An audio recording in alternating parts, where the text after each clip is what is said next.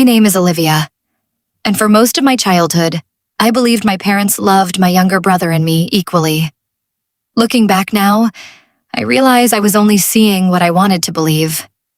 Ethan was 3 years younger than me, charming, funny, and effortlessly likable. Teachers adored him. Relatives spoiled him. My parents called him our little miracle. Me? I was the responsible one. Whenever Ethan forgot his homework, I was expected to remind him. If he broke something, I was told not to make him feel bad. When he failed a test, everyone comforted him.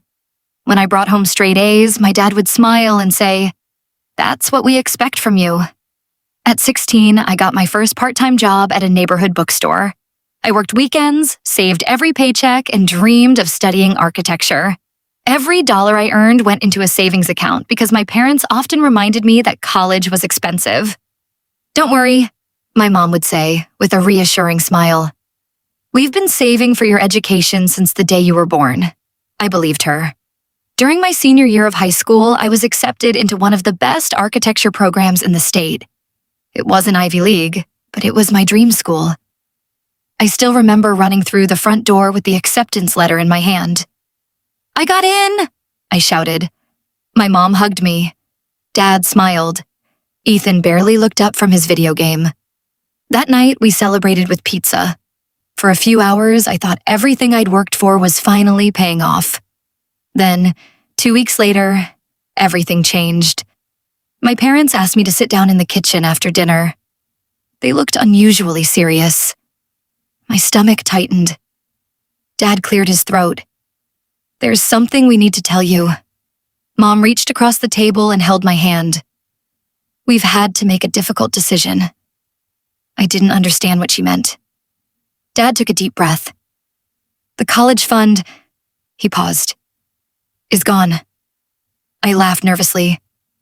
"What do you mean gone?" Neither of them answered immediately. Finally, Mom whispered, "We used it." I stared at them, waiting for the punchline. "Used it? How? Why?" Dad folded his hands together. "Ethan has an incredible opportunity."